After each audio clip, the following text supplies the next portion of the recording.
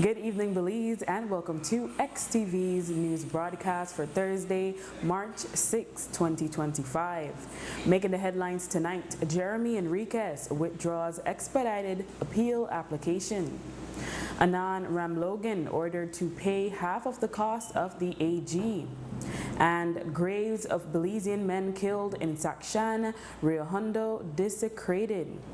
We take our first break and return with the news in detail.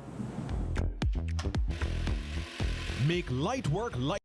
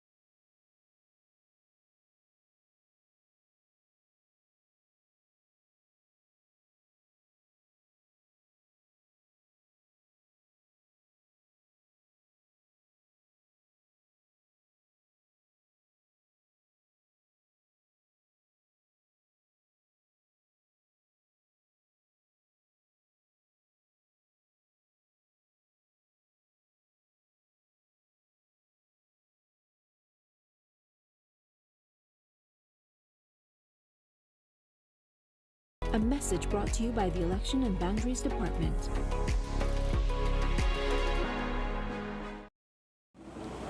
Welcome back. With your news, I am Drea Espinosa.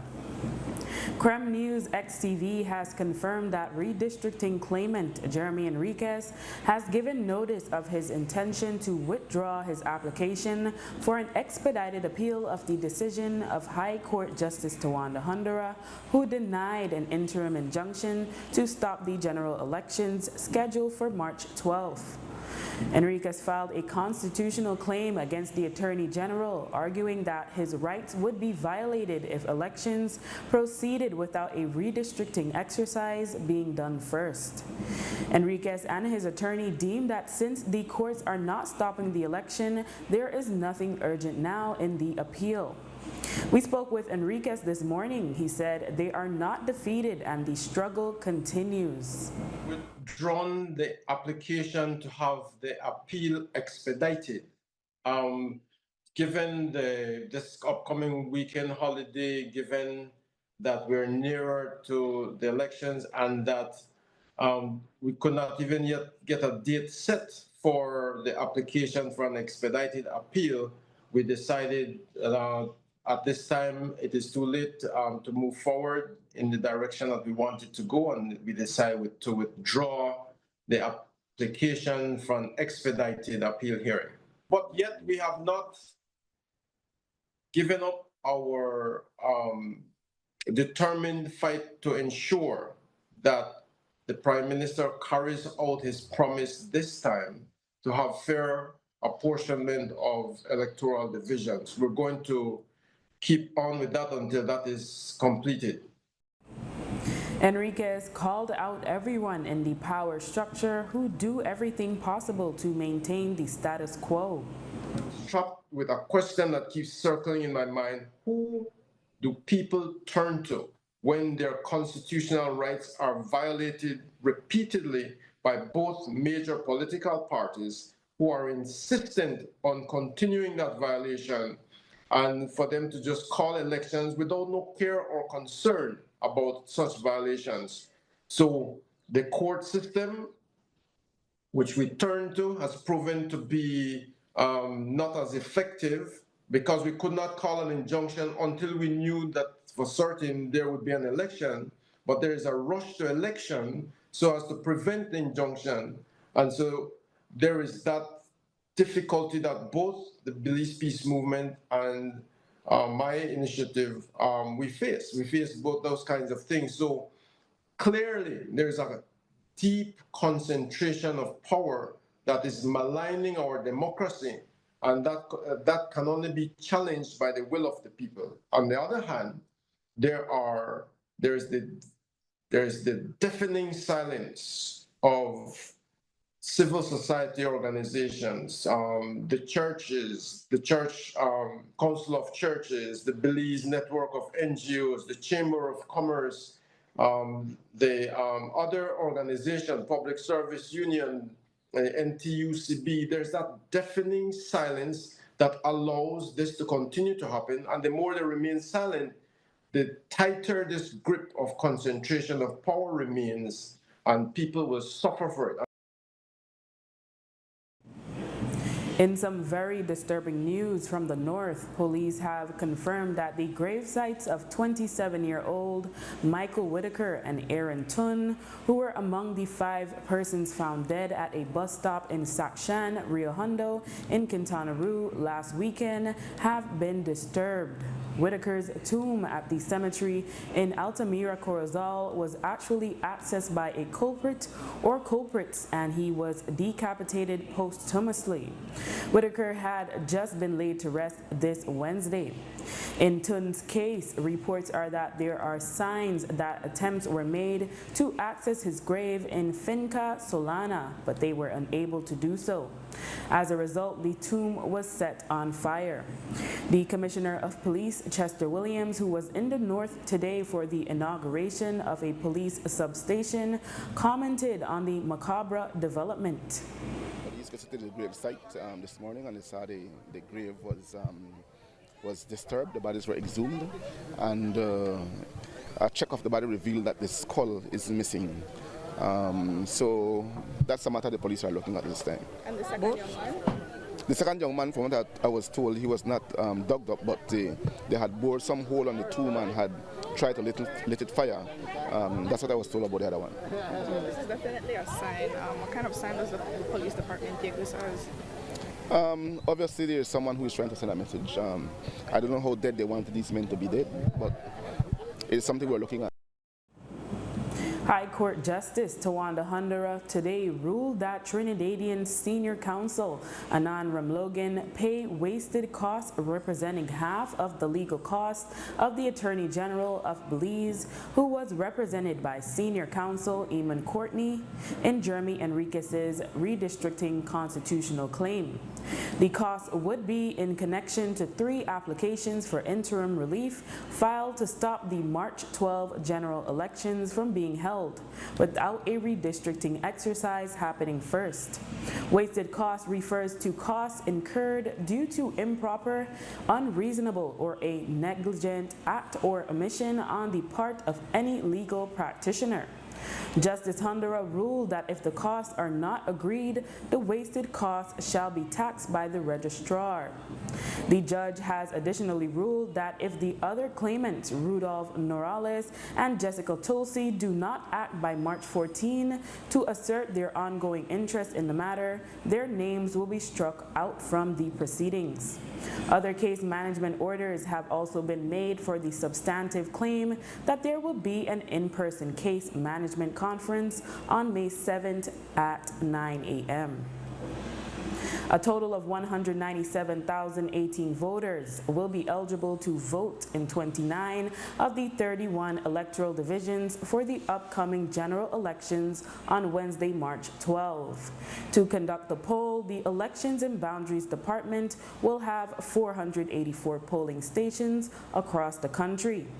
90 candidates were nominated to contest the elections, but only 88 will be vying for 29 seats available, given that incumbent People's United Party candidates had no opponent in Pigstock and Fort George and have already been returned as the area representatives. Over 2,000 public officers will be working on Election Day. This a part of police officers tasked with maintaining law and order. Here is Chief Elections Officer Josephine Tamai. The department, we have been preparing for months because we knew that 2025 is an election year. We have not only general election but also village council election, which is due this year. And so we have trained public officers. We have over 2,000 public officers, excluding police officers, who will be working on election day. And so we have the returning officers, who are the persons who are responsible to, for each of the electoral divisions. They also have election clerks who assist the returning officers. You have the presiding officers who manage inside of each polling station. You have the poll clerks. We also have information officers who will be posted at the polling stations that have more than 3 breakdowns. And so these information officers will be stationed where voters can go in and ask for information or directions as to where they are to vote. We have asked that all the polling stations be properly marked so that people know exactly where they are to vote. We also have our website, which is www.elections.gov.bz, where persons can go to the voter lookup. And you type in your name, you also type in your date of birth using the calendar, and that will tell you the name of the polling station that you are to go. And so we want to encourage persons to utilize that. Apart from that, at the polling stations, on the doors we will have a list of persons who are eligible to vote in that polling station. And so voters can always check that list as well to see if their names are there. Tamai responded to reports that public officers have not wanted to work the election, and therefore polling clerks will have to also work at the counting stations. Well, when it comes to public officers not wanting to work, whenever we join the public service as public officers, that is a requirement. Election duties and disaster duties are two things that public officers must perform duties. And so, actually, under the public service regulation, it is an offense for persons who don't want to work. And so, yes, we've been having challenges when it comes to that because we get a lot of medical certificates to say that people are sick, and so we have to keep changing officers, and that is one of our major concerns, right? But you also have, and I will say, majority of the public officers are public officers who are willing to work. Some of them ask to work. They feel offended if their name is not on that list, right? And so we always go for the willing persons. And so we identify those persons. Those persons are appointed to conduct the election duties as well. And when it comes to the counting, it is not necessarily because public officers don't want to work.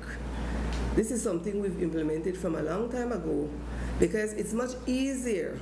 The way the polling stations are set, persons, we don't have more than 500 persons who will actually cast their ballot because we never have 100% turnout, right? And so all that person will be required to count is only their box. And in order to ensure that everything is reconciled, because at the end of the day, the presiding officer still has to do a reconciliation. And so counting does not take long when it comes to a general election, especially because they will just count and account for those ballots in their specific boxes. So I will say that is not the reason why public officers do counting as well. It is just easier, and I will tell you, in a lot of other countries, that is what maintains. Voters are encouraged to cast their ballots early. Polls open at 7 a.m. and close at 6 p.m. sharp.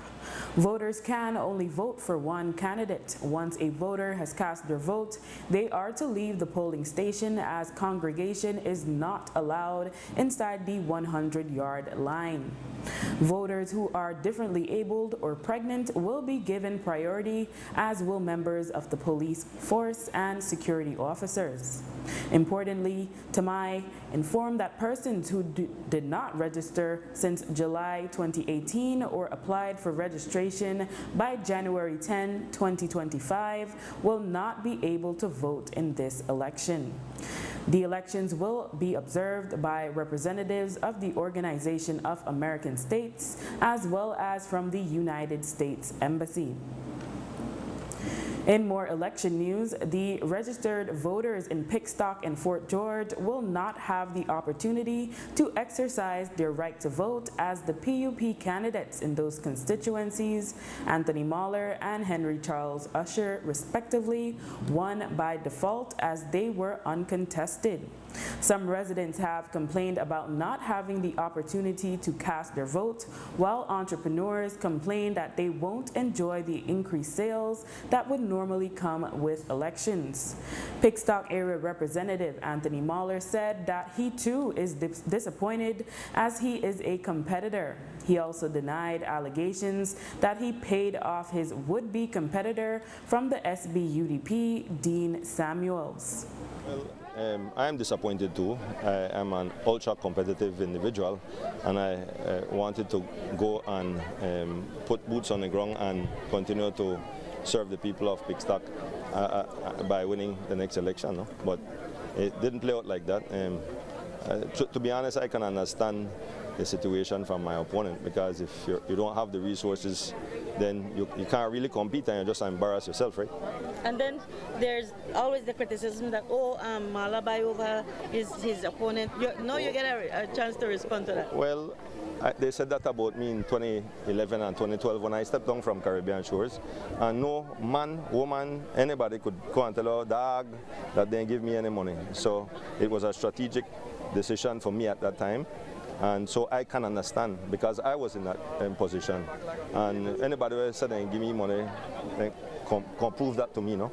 Like I said, I really wanted to go to an election and to show the Pickstock machinery is alive and well, that it's one of the best in the entire country.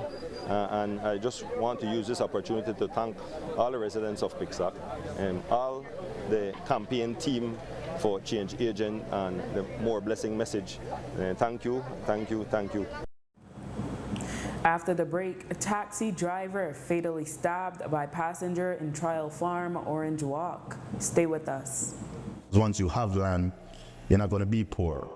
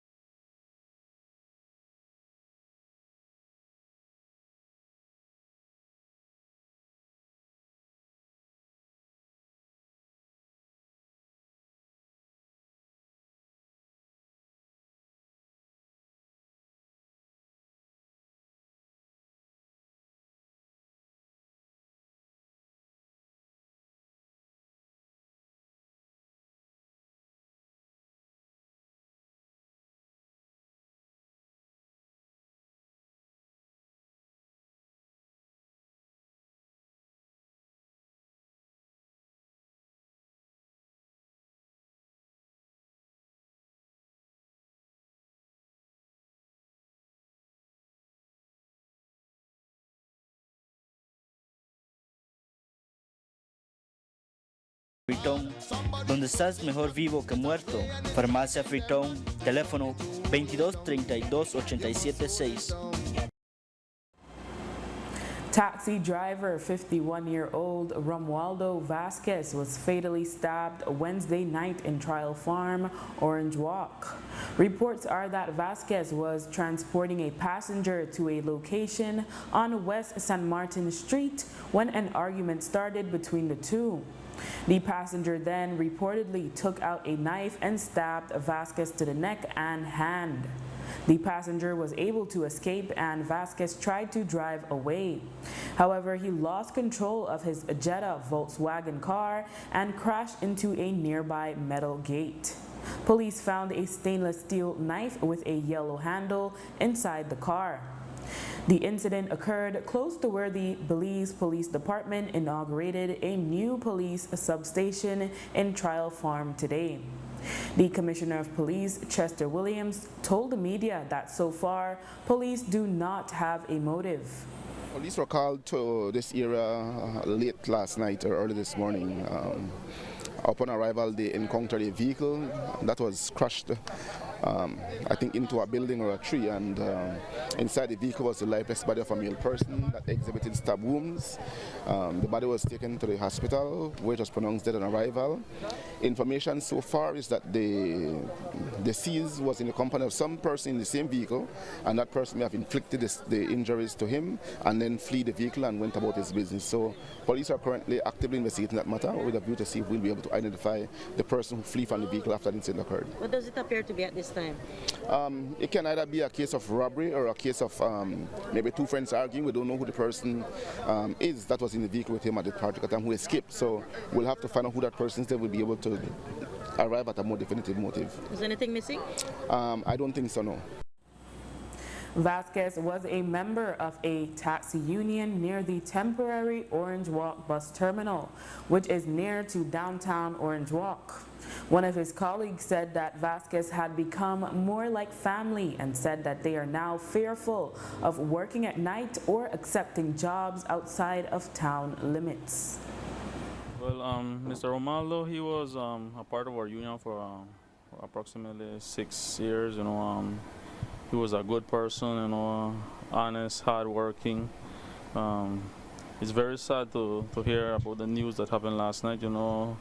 We're in shock. After we heard what happened, because first we thought it was it was an accident, right? But then when you hear it's a murder, I would say, because he was stabbed, So it's sad, to take away someone's life just probably over money or a robbery. I don't know what happened.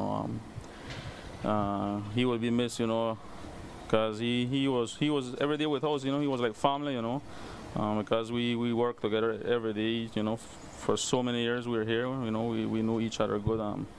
So it's very sad, to hear what happened. He was one of the few that stayed right here in terminal almost the last bus. So he used to work probably like when the terminal used to close, kind of it puts a little bit of fear in you because now you don't know who to trust, I mean, right in a close village, the Trial Farm, that's very populated, and now you don't know who you will trust, because you don't know what that person has in his mind, now you need attacks, that night. In an extended interview today, Chief Elections Officer Josephine Tamai addressed the potential for confusion, which could result in increased spoilt ballots in the upcoming general election due to some divisions having candidates with the same color red in representation of the two factions currently within the United Democratic Party. Many people are saying that in Belize we vote by colors, which it's true, but again, every single ballot paper, and not only this time around, the format of the ballot paper is in the representation of the people act, and so we must abide by that. So every candidate has a number on the ballots, right? And the numbers are assigned alphabetically based on the surname of the candidate. And so that is how the names appear on a ballot paper, and that is required by law. So we can't decide who goes first, who goes second, right? That's set in law. And so I want to encourage voters, so you could look for a number, you could look for the name, and you could also look for the color. When we have village council elections is by a name and number. So over 50% of the population who vote in a village council election are used to name and numbers. They're just not used to doing it when it comes to a general election. But in order not to create confusion, I just want to ask persons to pay attention to the ballot paper. You could look for a number for your candidates, you could look for their name, you could also look for the color and put one X in one box beside the name of the candidate that you want to vote for. Because if you vote for more candidates than there are seats, then your ballot paper would be rejected, right? And so you have various reasons why a ballot paper is rejected. And one of them, like I mentioned, if you vote for more candidates than there are seats, if it is that your ballot paper is not marked for any candidates, if it's marked for uncertainty, if you could identify the voter by the ballots, because remember, you must vote in secret, then your ballot paper would also be rejected. And so I want to encourage persons to, you go out, make your voice heard, and so please just mark one X. Only in one of the boxes you are to mark who you want to vote for. The department will partner once more with Total Business Solutions to provide the usual hourly voter count. Tamai also addressed another aspect of technology in elections, that is the use of cell phones and tablets by party officials allowed inside polling stations. We still have, the laws are still, we still do manual voting. And so we allow the agents inside the polling stations to take in their computers, their tablets. However, it must not have any cameras to the back, because we know that people use those equipment for taking of photographs and all those things. And so we have strict rules for them. And I must say that in the past years, since we've implemented it, it has worked well. Because whenever they are caught taking any photographs or using it for any other reason, they will be asked to leave the polling station. And so we have not had any issue with that over the time. And I trust that this time will be no different, right? Because I must say that the political parties are very responsible when it comes to that. And so for us as a department, we still use the manual system whereby the name is manually marked off the register. And those registers are sealed at the end of, at the close of election. And so we don't necessarily capture who comes to vote or not, right? The information is there, but unless there is a court order or some challenge and the court requests those information, then we're required to provide it to them. As we previously reported, leader of the People's National Party, Will Mejia, had written to the Elections and Boundaries Department asking that changes be made to the polling station arrangements in the Toledo East Division. He argued that the changes would facilitate voting. Chief Elections Officer Josephine Tamai explained why his request could not be fulfilled. Well, we had considered it, and I've seen the letter that he has submitted, and I will tell you, I remember him saying about one of the polling stations in Otosha. And if you look at the list that we have published, we no longer have a polling station in Otosha. And so from time to time we make changes. But one of the things we also have to realize that when it comes to election, you have different polling areas. And I know his concern is persons moving, or it's closer in certain villages. But we also have to look at the polling area that those places falls under, because we must have those persons vote within the polling area, right? And so there are challenges there. And so things like those, the redistricting exercise is something that will address those things. But for now, we have to ensure that we stick to the different polling areas and have persons voting there. In other news, 2 years ago, the minimum wage was increased from $3.30 per hour to $5 per hour. At the time, the Belize Chamber of Commerce and Industry, BCCI, was against the move due to how it was being implemented. Business community stakeholders were pushing for a formula that benefits both employers and employees. The formula would allow for an automatic increase in the minimum wage at an agreed upon pace, rather than having an unexpected increase, which did occur in 2023. BCCI President Catherine Main said that the 2023 change wasn't as positive as it could have been. A change in the minimum wage has a very, very impactful, can be positive, can be negative effect within our business economy and within our business community. From the minimum wage perspective, this goes back when the discussions about $5 an hour had come up. There was a group that was put together of the tripartite entity, meaning the unions or the employees, the employers, and the government. They took a tremendous amount of time to identify what was the most predictable and healthiest way to move that forward. Unfortunately, that formula and all the work that went into that did not get applied. And the purpose of that, and I will add that from the employees, and there was commitment and agreement, and there was a clear understanding of why there was a need for the formula and why there was a need for more predictability. I also think it's important for us to think about, is the minimum wage increase really having the impact that we need it to have? When there is an increase in the minimum wage coupled with inflation, ultimately the same value of, or the same quantity of items that you can purchase in your grocery bag, it may be very similar. So is that the solution that we're looking for?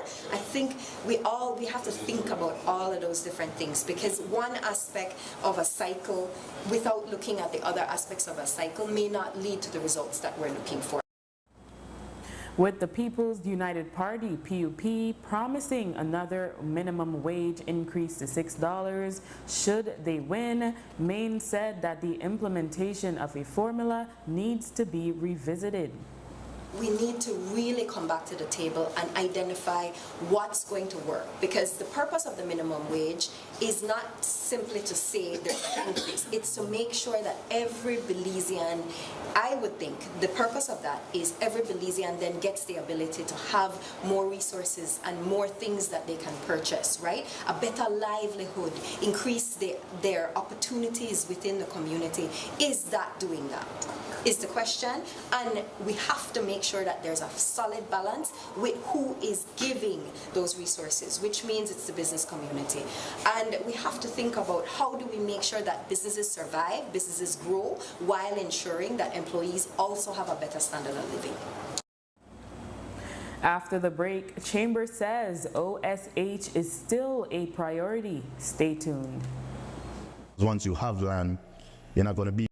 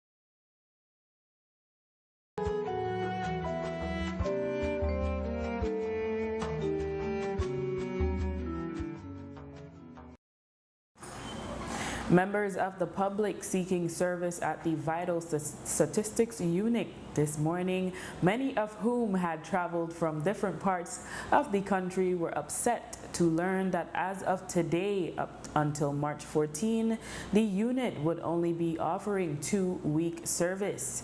That's because the staff is participating in trainings for the March 12 general election, but no notice was issued beforehand. A notice was only published today, and it was informed that the VSU will resume normal service until March 17. This week, Catherine Main, the president of the Chamber of Commerce and Industry BCCI, told the media that for business and civil society stakeholders, the Occupational Safety and Health OSH bill remains a topic on the forefront. In February 2024, the cabinet had approved amendments to the bill, but it has not yet been enacted into law. Main said that there have been some changes, but they will continue to push for the law, and they hope it happens sooner rather than later. That remains a topic. We continue to discuss it. We are where we are at the moment, where it's being discussed, where there have been some changes to the regulation. So we'll continue to push. And the thing with that is we have had and we have very good working relationships with the other members of civil society that are interested in seeing this move as well. So the hope is that it can happen sooner rather than later. The Belize Chamber of Commerce and Industry, BCCI, held a roundtable discussion with members of the media on Wednesday to discuss their plans for 2025 and to highlight issues that their members are currently facing. One key area the Chamber is trying to iron out is the tax system, which they said needs modernization. According to BCCI President Catherine Main, the business community are in favor of paying taxes. They just would like the process to be streamlined. Tax reform is critical for us. And why? Because we really feel taxes in its entity, its meaning, and its definition is a significant part of either the success or the challenges of business development and economic development. For us, as we are discussing our business policy roadmap today, really what we want to talk about is that there is a clear, there is a less complex, and there is a predictable form of tax. Right? We understand the significance of taxes within the business community. We have to give back. We're part of that cycle, right? As we talked about today, how does a road get developed? And what does that mean when a road gets developed in terms of infrastructure? Gets people to work.